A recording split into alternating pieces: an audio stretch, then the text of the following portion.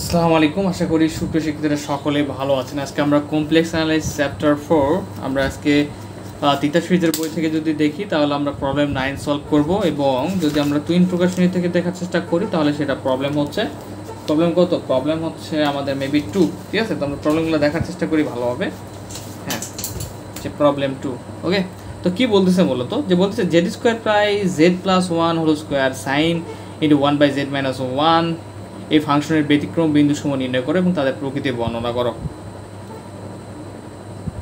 আচ্ছা, তো প্রথমত এটা ব্যতিক্রম কিনা, এটার কয়টা ব্যতিক্রম আছে, বিন্দু আছে কিনা এটাকে আমরা দেখতে হবে। তারপর ব্যতিক্রম বিন্দুটা নির্ণয় করব, এরপর আমরা প্রকৃতি নির্ণয় করব। তো এটা আমরা কীভাবে সলভ করবো আমরা একটু দেখার চেষ্টা করি। ওকে, তো আমি এক্সাম্পল 2 প্রশ্নটা তুলব না আজকে, শুধুমাত্র সলভ করে দেব। তো প্রথমত ধরি যে আমাদের যে ফাংশনটা দেওয়া আছে বা সমীকরণটা দেওয়া আছে, ধরি Z square by Z plus 1 whole square into sine 1/z-1। ঠিক আছে, এটা আমরা কি ইকুয়াল ধরবো, এফ জেড ইকুয়াল ধরবো। তো কি ইকুয়াল ধরলাম আমরা, এটা এফ জেড ইকুয়াল ধরলাম। আমাদের যে প্রশ্নের যে অংশটুকু দেওয়া ছিল Z square by Z plus 1 whole square into sine 1/z-1। তো ব্যতিক্রম বিন্দু সমূহ নির্ণয় করতে গেলে আমাদের প্রথমত দেখতে হবে এটা বৈশ্লেষিক কিনা, অন্তরীক্ষ যোগ্য কিনা। যদি বৈশ্লেষিক না হয় বা অন্তরীকরণ যোগ্য যদি না হয় সেক্ষেত্রে ব্যতিক্রম বিন্দু থাকবে। তাহলে আমরা যখন লিখব, যখন জেড ইকুয়াল, দেখো এখানে আমরা এইটুকু অংশের প্রথমে কাজ করব। এটা হচ্ছে অংশটুকু কত, Z square by Z plus 1 whole square. তো নিচের অংশটুকু আমরা সবসময় কাজ করার ট্রাই করবো, প্রথম অংশটুকুর। তো এখানে জেড প্লাস 1 ইকুয়াল কি বোঝাচ্ছে, 0, বা হচ্ছে জেড ইকুয়াল তাহলে কত হবে -1। তাহলে জেডের মানটা আমরা পাচ্ছি কত, -1। তো এখানে যদি -1টা বসানো হয় তাহলে -1 + 1 কত হয়ে যাবে, 0। 0 উপর স্কোয়ার মানে 0। তো কোনো কিছু সামথিং বাই 0 মানে কি, সামথিং বাই 0 মানে অসংখ্যায়িত, তাই না, অসংখ্যায়িত হয়ে যায়। তার মানে এখানে যদি আমরা নিচে যদি জেড ইকুয়াল -1 বসানো হয়, জেড প্লাস 1 ইকুয়াল 0 ধরে আমরা এখানে জেডের মান -1 পাবো। আমরা এভাবে মানগুলো বের করতে হবে। তাহলে এটা কি হচ্ছে, অসংজ্ঞায়িত হয়ে যাবে। আর অসংজ্ঞায়িত যদি হয় তখন এটা বৈশিষ্ট্য নয় বা অন্তরীকরণযোগ্য নয়। তাহলে যখন জেড ইকুয়াল -1 তখন এফ জেডটা কী আসবে, আমাদের এফ জেডটা আসবে অসংজ্ঞায়িত, তাই না। অর্থাৎ এখানে কী হবে এটা, এই তখন অর্থাৎ এফ জেড বৈশ্লেষিক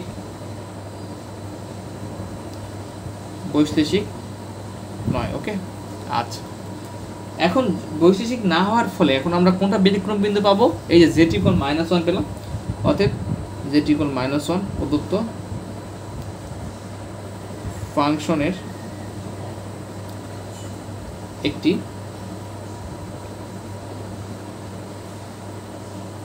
ব্যতিক্রমী বিন্দু। তাহলে এই জেড ইকুয়াল -1টা হচ্ছে আমাদের প্রদত্ত ফাংশনটার একটা কি, আমাদের ব্যতিক্রম বিন্দু। এখন এই ব্যতিক্রম বিন্দু থেকে আমাদের ধীরে ধীরে হচ্ছে প্রকৃতি নির্ণয় করতে হবে, বিন্দুর সময় কত ক্রমের ফল এটা নির্ণয় করতে হবে, এভাবে আগাতে হবে। ঠিক আছে, তাহলে আমাদের এতটুকু বুঝতে পারলাম যে জেড ইকুয়াল -1টা আমাদের ব্যতিক্রম বিন্দু। এখন জেড ইকুয়াল -1 এফ পাই, এখন কি করবো বলুন তো। এখন আমাদের এই যে z-1 টেন্স টু 1, জেটের মানটা আমাদের 1 বসাতে হবে। এবং সূত্রটা কীরকম, সূত্রটা হচ্ছে এই যে জেটের যে মানটা থাকবে, লিমিট জেড টেন্স টু সেই মানটা, এরপর জেটের মানটা কই থেকে বের করলাম, জেড প্লাস 1 হোল স্কোয়ার থেকে। সেই জিনিসটা এখানে লিখতে হবে, জেড প্লাস 1 হোল স্কোয়ার এবং এফ অফ জেড কত ইন্টু এফ অফ জেড বলতে বোঝাচ্ছে এই পুরা অংশটা। ঠিক আছে, তাহলে কি আমরা যে বিন্দু নিয়ে কাজ করব জেড ইকুয়াল -1 সেই বিন্দুটাই হবে আমাদের এখানে জেড টেন্স টু, এবং সেই বিন্দুটা যে অংশটুকু অংশ থেকে পেলাম সেটা লিখতে হবে, যেমন জেড প্লাস 1 হোল স্কোয়ার সেই অংশটা লিখলাম, এবং ইন্টু আমাদের যে পুরা ফাংশনটা রয়েছে সেই ফাংশনটা, অর্থাৎ ইন্টু এফ অফ জেড। আচ্ছা, তাহলে এখানে দেখো লিমিট জেড টেন্স টু -1, এখানে Z plus 1 whole square. F of Z মানে কি, এফ অফ জেড মানে হচ্ছে ওই যে আমাদের যে এফ অফ জেডের যে অংশটা রয়েছে সেটা, এটা হচ্ছে আমাদের Z square Z plus 1 whole square into sine 1/z-1। ঠিক আছে, আচ্ছা, তো আমরা এফ জেডটা অংশটা তুললাম এখানে। এখন আমাদের এখানে জেড প্লাস 1 হোল স্কোয়ার, উপরে জেড প্লাস 1 হোল স্কোয়ার, তাহলে লিমিট জেড টেন্স টু -1 কেটে গেলে উপরে শুধু কি থাকবে জেড স্কোয়ার, তাই না? জেড স্কোয়ার, এখানে থাকবে সাইন, আর এখানে থাকবে আমাদের 1/z-1, 1/z-1। আচ্ছা, এখানে এখন আমরা কি করব, এই যে টেন্স টু এই লিমিটের মানটা এখন আমরা বসাই দিই। তো লিমিটের মানটা কীভাবে বসাবো, যেখানে যেখানে জেড রয়েছে সেখানে আমরা -1টা বসাতে পারবো। তাহলে প্রথমত এখানে আমরা -1 যদি বসাই, লিমিটের মানটা কিন্তু এইভাবে বসাই যে জেড টেন্স টু -1 মানে যেখানে যে জেড চলকটা আছে সেখানে আমরা এই -1টা বা -1এর কাছাকাছি মানটা বসাতে পারবো। তাহলে জেডের এখানে কত, -1, -1 উপরে স্কোয়ার সাইন 1/z-1, মানে জেডের মানটা হচ্ছে কত, -1 ইন্টু -1 হয়ে গেল, যেটার মান -1 বসানোর ফলে। তাহলে -1 উপর স্কোয়ার দিলে কত হয়ে যাবে, এখানে আমাদের মাইনাস থাকবে, -1 উপর স্কোয়ার দিলে আমরা সাধারণত এখানে 1 হয়ে যাবে, শুধু সাইন থাকবে, তাহলে সাইন, আর এখানে পাবো -1/2, -1 মানে কত, -2, তাহলে -1/2 পাচ্ছি। আচ্ছা, তো এই সাইন -1/2টাকে আমরা এভাবে লিখতে পারি যে দেখেন সাইন -θ ইকুয়াল কত, সাইন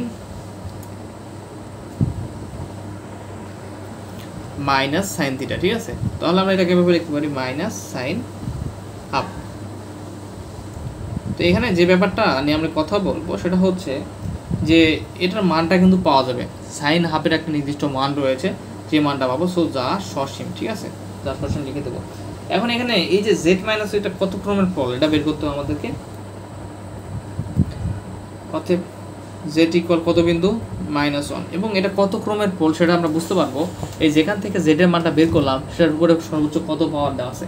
এখানে পাওয়ার দেওয়া আছে 2, তাহলে এখানে লিখবো আমরা z ইকুয়াল -1 হচ্ছে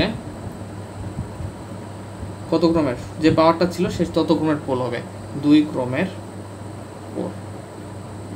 আচ্ছা,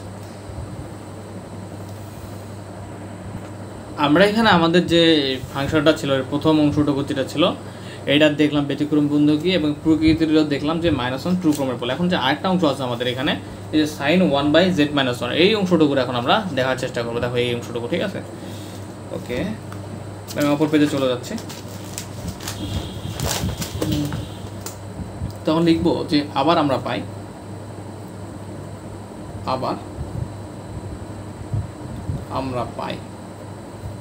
আর আমরা কি পাই, সাইন 1/z-1, যে আরেকটা ফাংশনের আরেকটা অংশ ছিল আমাদের।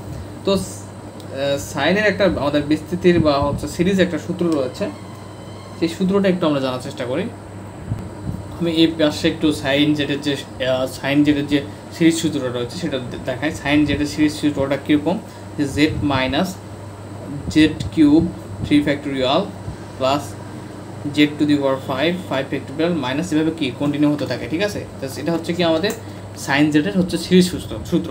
তাহলে এই 1/z-1টা এখানে কি আমাদের, এখানে আমাদের জেড হিসেবে রয়েছে, সাইন জেড, এটাকে যদি 1/z-1কে আমরা যদি জেড চিন্তা করি তাহলে সূত্রটা আমাদের কীরকম হবে, জেড মাইনাস, তাহলে জেড প্রথমত কোনটা আমাদের এখানে 1/z-1 মাইনাস কি জেড কিউব মানে কি 1/z- উপর কিউব দিতে হবে, কিন্তু এখানে আমরা একটু রাফ করি।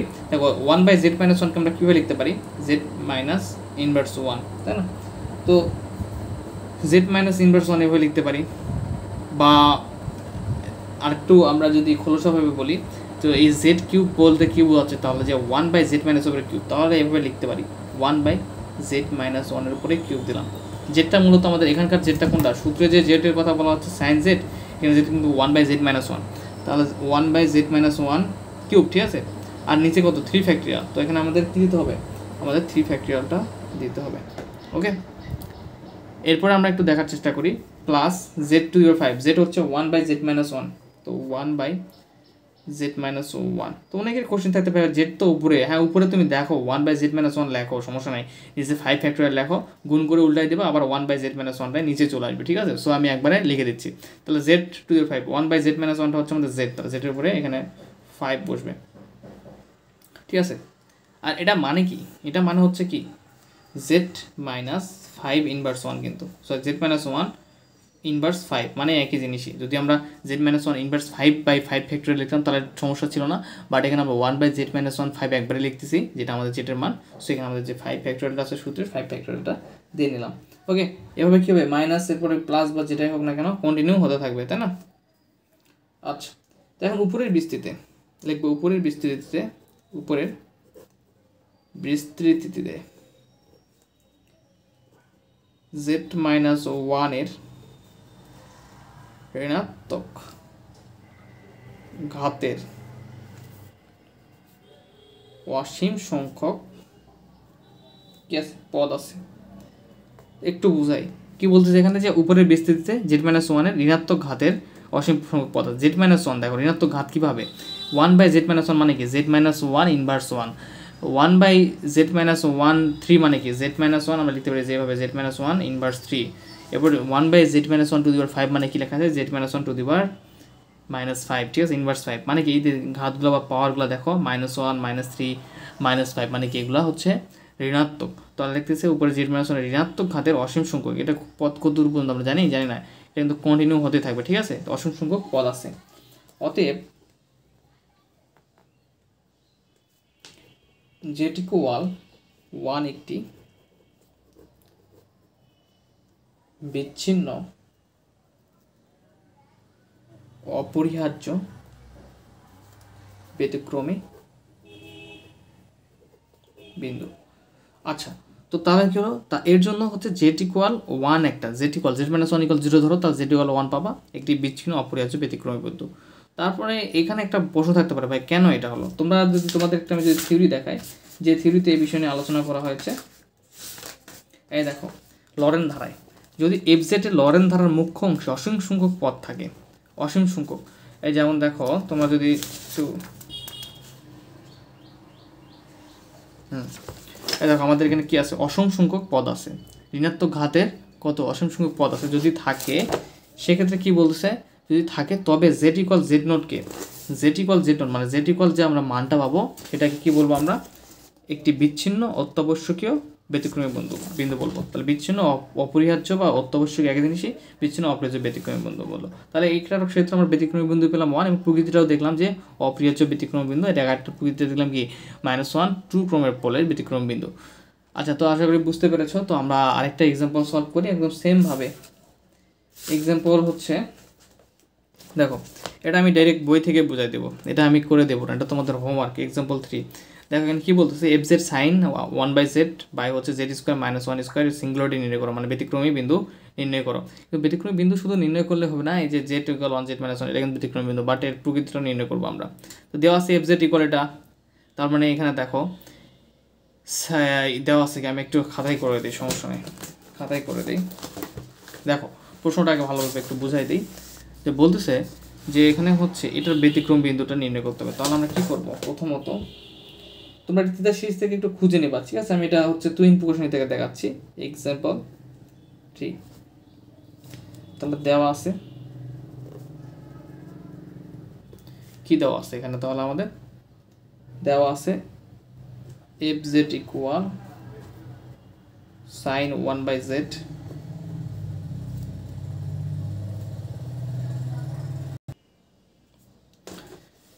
fz = sin 1/z, এবং এখানে সাথে সাথে আমরা যদি একটু দেখার চেষ্টা করি আর কি কি আছে এখানে, z² - 1 হোল স্কোয়ার, ঠিক আছে।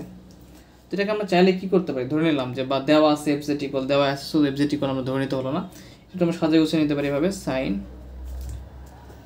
1/z z² - 1 মানে কি, এটার উপর একটা কিন্তু 1 এর উপর স্কোয়ার দিলে কিন্তু সমস্যা নাই, তাহলে a² - b² এর সূত্র প্রয়োগ করি, z + 1 z - 1 a + b * a² - b² সূত্র a + b * a - b, তাহলে এটাকে আমার উপরে আছে কি একটা স্কোয়ার আছে, ঠিক আছে। আচ্ছা, তো এটাকে আমরা চাইলে এভাবে লিখতে পারি আবার, sin 1/z এটার উপরে স্কোয়ার, এটার উপরে স্কোয়ার দিতে পারি, z + 1 এর উপরে স্কোয়ার z - 1 এর উপরেও স্কোয়ার, ঠিক আছে, আলাদা করে আমরা দিতে পারবো, সমস্যা নেই।